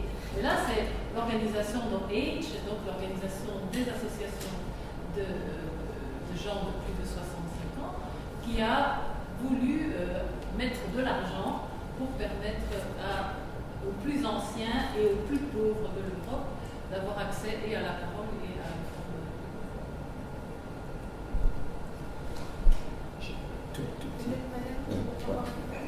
Comment? Ma question s'adresse à M. Cherenti. Je suis un peu surprise par le profil de la femme la plus pauvre que vous décrivez, parce que moi je suis journaliste, j'ai commencé à faire des interviews sur la pauvreté il y a quelques mois, par le biais d'une femme qui est au chômage, qui a été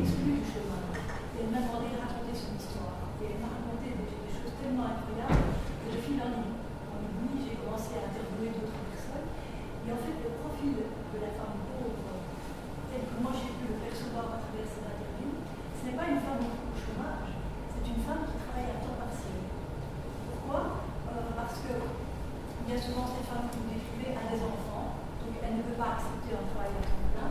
Elle travaille à temps partiel, donc elle gagne moins que ce qu'elle a au chômage. Et en plus, bien souvent, elle doit payer pour faire garder ses enfants, elle doit payer pour les transports, elle doit payer pour s'habiller. Les femmes qui sont au chômage, souvent, nous expliquons qu'elles dépensent très peu en matière d'habillement. Et donc finalement, la vraie pauvreté, c'est le travail à temps partiel. Donc quand on réfléchissait aux causes de la pauvreté, bon, il ne faut pas simplifier les choses, c'est évident, la situation est extrêmement complexe. L'injustice sociale et les salaires migratoires sont certainement des pierres d'achoppement à les plus grandes. Donc je suis un peu surprise par ça. La femme au chômage, pour moi, elle est encore nantie par rapport à ce que j'ai entendu. Travailler à temps partiel, c'est souvent bien la pire des choses pour les femmes. Une dernière question? J'avais une réflexion dans le même sens que madame, par rapport à ce que je me demandais, c'est justement, vous n'aviez pas trouvé que la personne la plus pauvre était une femme au chômage, parce que justement, si elle travaillait même à temps plein, elle serait peut-être encore plus pauvre. Parce que si une femme seule avec 2 enfants, par exemple, encore en crèche ou pas en âge d'aller à l'école, doit travailler à temps plein, est-ce qu'elle n'est pas d'office encore plus pauvre parce qu'elle va avoir un salaire justement pas qu'un homme, elle va devoir payer des frais de crèche très chers, des moyens de transport, comme disait madame.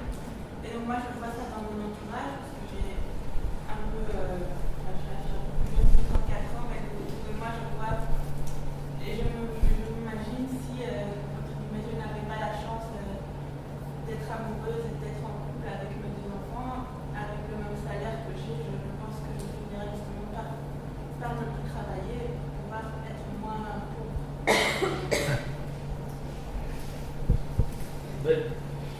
D'abord, la langue de bois, effectivement, on entend beaucoup la langue de bois. Moi, j'essaie d'aller vers la vérité, c'est la raison pour laquelle je fais cette étude et que j'en fais d'autres. La voix porte ou ne porte pas, ça c'est autre chose. Sur ce que monsieur dit, moi je ne connais pas monsieur Alberto Frère, mais... Paolo. Plus pour ceux qui veulent la référence. Oui. Par contre, partir de la parole des gens, ça me semble vraiment essentiel. Et moi, ça me fait penser à un philosophe qui s'appelle Lévinas. Lui, il dit que l'intérêt général se résume en une seule phrase, c'est « après vous ». Ça, pour lui, c'est l'intérêt général. Qu'est-ce que ça veut dire? Mais c'est tout simplement quand vous êtes à 2 dans un même endroit et que vous voulez faire passer l'autre, c'est après vous. Donc vous faites passer l'autre avant vous. Nous sommes dans une société du moi d'abord.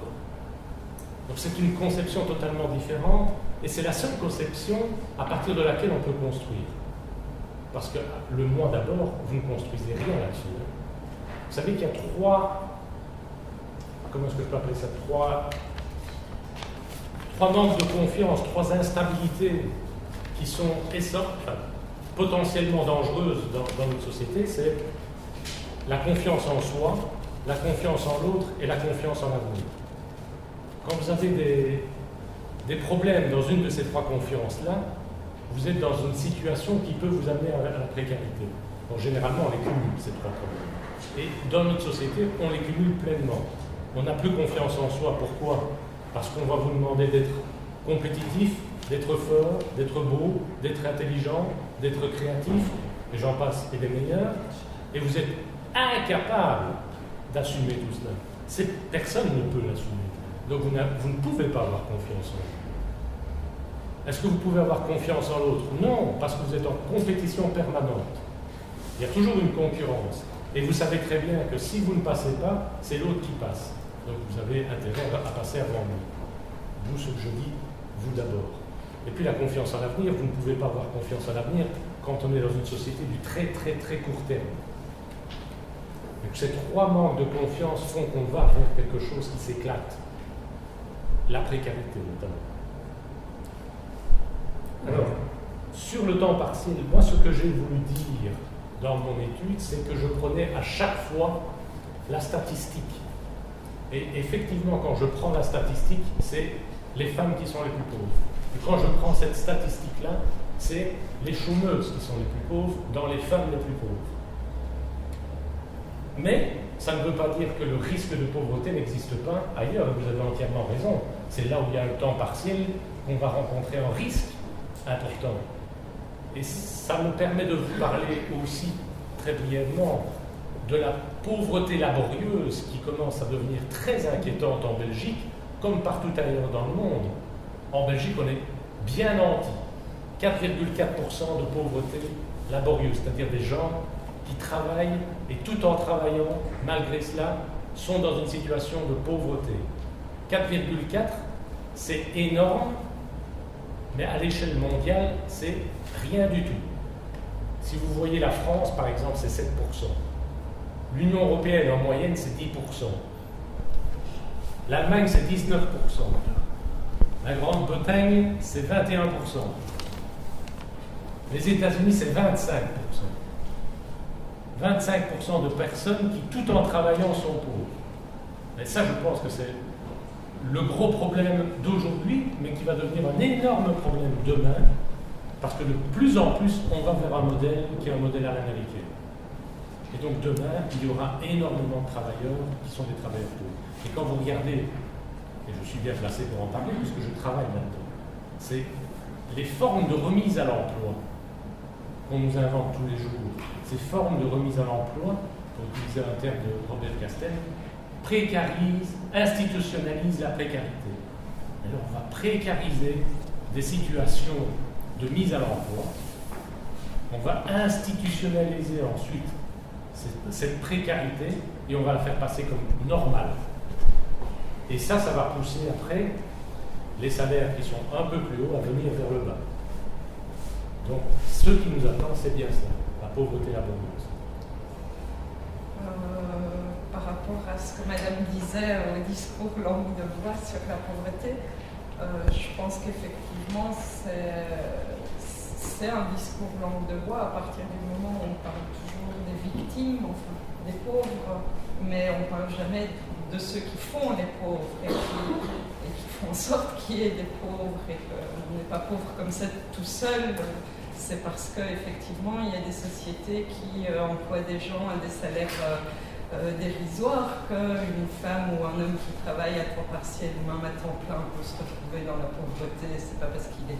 Et du coup, si on ne dénonce pas ça et qu'on permet... l'autre jour encore cette info que ArcelorMittal a payé 500 € d'impôts cette année alors qu'ils ont fait je ne sais pas combien de millions de bénéfices. Oui, je suis gentille encore. Mais voilà, si on continue à d'un côté faire nos colloques sur la pauvreté et dire oui, les pauvres femmes, mais on peut encore continuer 50 ans, hein, que si on ne fait pas les mêmes colloques pour dénoncer exactement qu'ArcelorMittal ne paye pas d'impôts, ben on n'y arrivera pas non plus et que c'est peut-être ça aussi. Et du coup, effectivement, ça rejoint cette histoire de temps partiel, que effectivement, des gens qui se retrouvent à temps partiel, ils sont aussi prisonniers d'un système de sécurité sociale qui n'a pas individualisé les droits. Donc effectivement, quand on est à temps partiel, quand on est en couple et qu'on était pour moi, les personnes les plus pauvres, c'est aussi les deux chômeurs en couple. À mon avis, avec le statut de cohabitant qu'ils ont tous les deux, ils doivent avoir bien moins que le salaire minimum. Et donc, par rapport à la demande qui était faite, qu'est-ce qu'on peut faire, je pense que ça, c'est encore un combat d'actualité qui est porté depuis des années et qui n'a pas vraiment encore bien porté ses fruits. C'est l'individualisation des droits sociaux, notamment pour les femmes, et de faire en sorte qu'effectivement on ne soit pas pénalisé parce qu'à un moment donné on se retrouve au chômage, mais que notre compagne ou notre compagnon travaille et que du coup, comme il travaille, ben, nous on n'a plus droit à rien, on a droit à un taux cohabitant de chômage, et du coup, si entre-temps la relation ne continue pas, ben, c'est comme ça on se retrouve clairement dans la mer. Et par rapport à Paul Auffrer et l'éducation populaire, je pense aussi que que c'était peut-être plus facile pour lui d'agir dans une situation où il n'y avait rien, où il n'y avait pas d'enseignement formateur, parce qu'il travaillait avec des gens qui n'avaient peut-être jamais été à l'école, enfin la plupart. J'ai travaillé au Brésil, donc je connais pas bien, mais c'est le constat que je faisais. Effectivement, on est tellement formaté ici par l'école et par ce qu'on attend de nous et par une façon de savoir, une façon de connaître, d'apprendre et tout ça que mettre en place une éducation populaire telle qu'elle a été mise en place au Brésil ou dans d'autres pays d'Amérique centrale par les tenants, les disciples de Paulo Freire, me semble bien compliqué ici, parce qu'il faudrait tellement déconstruire tout ce qui a été construit aussi que... et du coup, mais pour revenir au Brésil, l'éducation populaire est vraiment utilisée aussi comme l'éducation de dernier recours, en fait. Et donc c'est pour ceux qui n'ont pas eu l'accès aux structures classiques d'enseignement comme un public, comme un fort privé aussi au Brésil, qui se retrouvent à devoir faire de l'éducation populaire. Donc on se retrouve dans une situation aussi où c'est finalement, faute de mieux, qu'on utilise ça alors que ça devrait être impulsé dès le début dans les structures d'éducation. Pour l'instant, au Brésil, c'est quand même mal barre avec le système d'éducation publique-privée qui est quand même fort opposé et à deux vitesses. Public qui est de très mauvaise qualité et un enseignement privé qui est un peu meilleur mais qui est inaccessible à la plupart des gens. Et qui s'inverse. Étrangement, au niveau supérieur, c'est les universités publiques qui sont les meilleures. Et donc on se retrouve avec justement tous les gens qui ont fait les écoles privées en secondaire ont le niveau pour l'examen d'entrée de l'université publique, et ceux qui étaient à l'école publique n'ont pas ce niveau.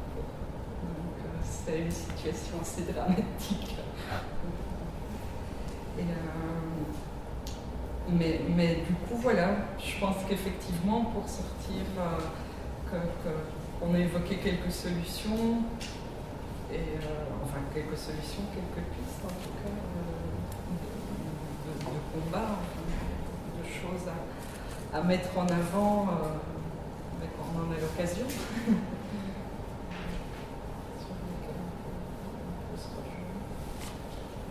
Mais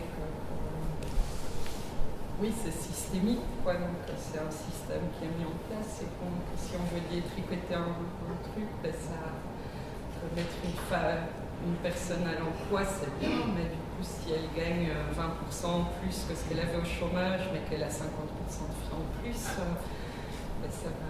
Et ça, c'est dans ton étude. Il y a un tableau qui est horrible dans ton étude, d'ailleurs, qui compare justement les revenus annuels d'une personne qui travaille à temps partiel et d'une personne qui est au CPAS. Et on se rend compte qu'avec tous les frais en plus et les avantages en moins, ben, la personne qui travaille, elle gagne 3 000, 4 000 euros au moins que celle qui est au CPS. Et donc après, c'est affolant aussi de se rendre compte que le système est tel qu'il est, mais du coup, on prend quoi comme solution? Diminuer les allocations sociales ou augmenter méchamment les salaires minimum?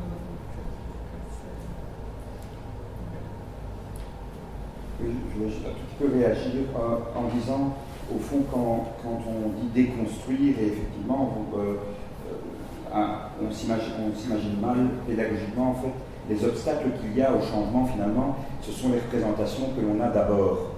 Alors, je me suis posé la question, quand on dit déconstruire, qui doit déconstruire, les dirigeants ou entre guillemets, les pauvres eux-mêmes, parce qu'on est tous dans des représentations un peu figées, et au Brésil, malgré tout, ça ne partait pas de rien dans la mesure où il y avait des siècles de soumission de ces Indiens. C'était ça le travail de l'éducation populaire, c'est de redonner le poids, la confiance et de faire croire aux gens, enfin de leur redonner, pas faire croire, de vraiment que leur parole avait autant de valeur, avait une valeur d'abord, et que cette culture malgré tout aussi, avait le mérite et de voir émerger, il y a que ce soit dans de la musique, dans de la représentation graphique, il y a une valeur réelle et il ne s'agit pas de donner l'aumône à cet art ou cette culture populaire qui a quelque chose à dire et qui est artistique aussi. Et donc je me disais simplement, au fond, qui chez nous, en Europe aussi, qui ont des représentations qu'il faut faire évoluer et dialoguer, comment faire rencontrer finalement là à la fois les dirigeants qui ont ces représentations fermées, mais voilà, nous venons ici et pour ma part, j'ai changé des représentations ou modifiées, disons.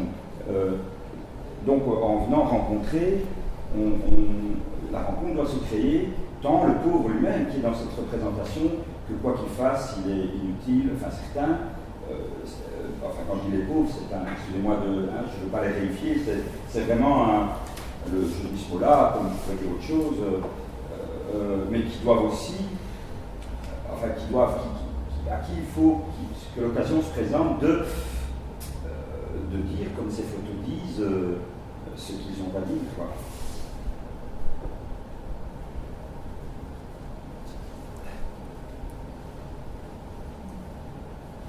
Pour dire un exemple de représentation, moi j'ai travaillé avec des gens qui étaient des demandeurs d'emploi aujourd'hui. Et je leur ai proposé de se présenter comme étant des offreurs de force de travail. Donc, de se mettre du côté où on est, enfin j'appelle ça se mettre dans ses baskets, celui qui offre une force de travail, on ne le prend pas, bon mais ça c'est l'affaire du patronat, des entreprises, etc. Mais lui c'est quelqu'un qui sait, ou elle, quelqu'un qui sait faire des choses. Et elle offre ce qu'elle sait faire. Mais elle n'est pas une demandeuse, en pas comme on demande le monde. Bon, je sais que ça peut sembler un jeu de mots, mais c'est plus que ça. Enfin, c'est un peu la logique de ce qu'on appelle en anglais l'empowerment. On dit, on met les atouts du côté de la personne qui, elle, aura des obstacles à rencontrer qui sont souvent vraiment énormes. Donc autant qu'elle ait conscience, même que, je ne dis pas moi par exemple dans des représentations entre patrons et ouvriers d'origine étrangère, on devrait arriver à exiger que le patron soit sache la parler la langue de celui qui l'embauche, soit se fasse aider d'un service de traduction. Mais pas qu'on puisse licencier quelqu'un en 8 jours en lui disant tu sais pour l'instant il n'y a pas tellement de boulot, je viens parce que je suis bien, 8 jours après il a son C4 parce qu'il n'a pas su, il n'a pas connu le mécanisme, il n'a pas eu les mots pour le dire et il n'y avait personne à côté de lui pour lui expliquer la situation.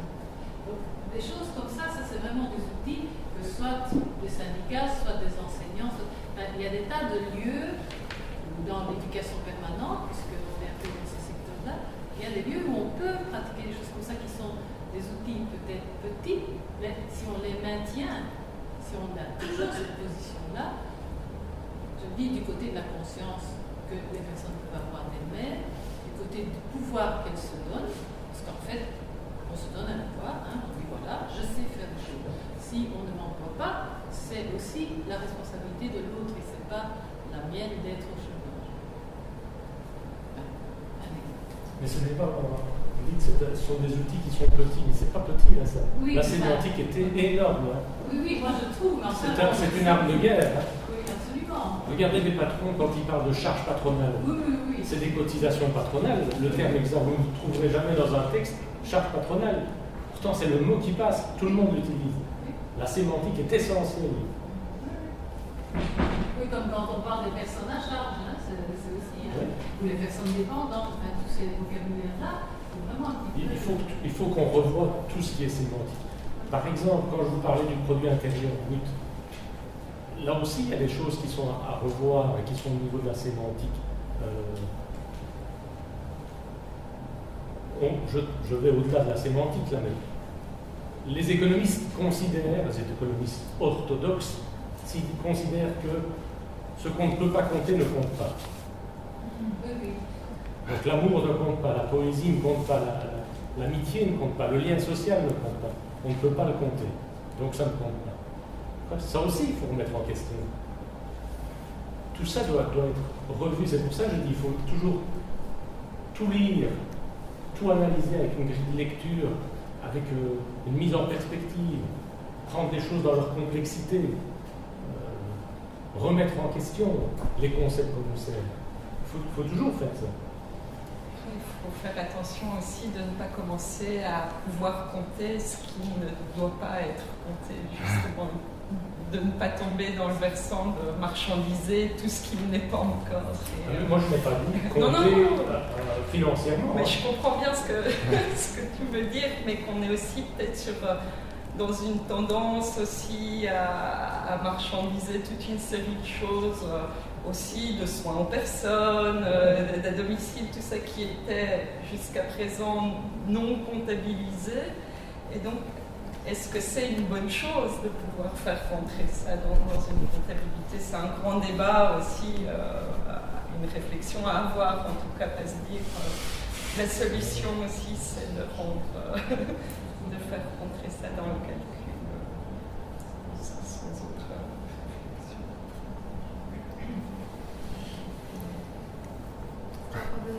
D'autres réactions? On a encore un quart d'heure, on se traverse, mais voilà. Le compléter sur la question de conflit pas compté.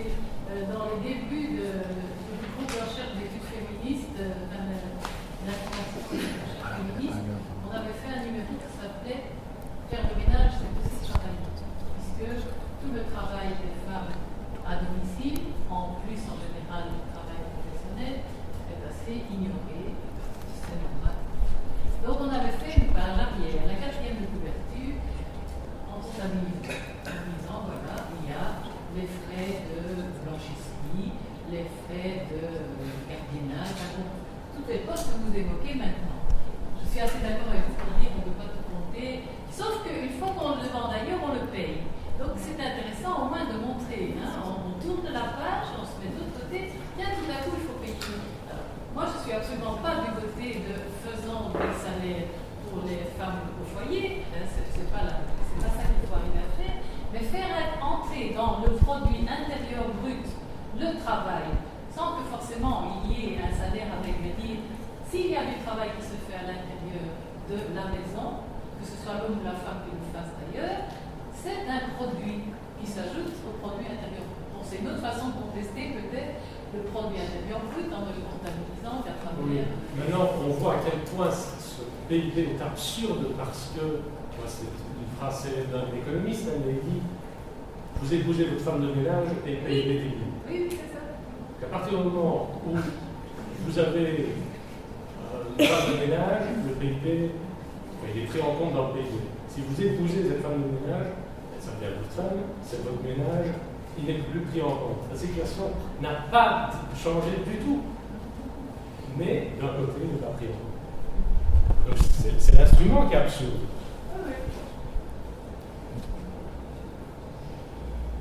À propos de sémantique, simplement, puisque, un exemple, Paul Frère en question, écrivant un langage assez populaire, enfin je veux dire assez oral plutôt, mais notamment il avait des lecteurs, ou des lecteurs et des lectrices, et qui lui disaient mais vous dites toujours l'homme, et il met ça dans ses écrits, et donc maintenant dans ses écrits c'était l'être humain.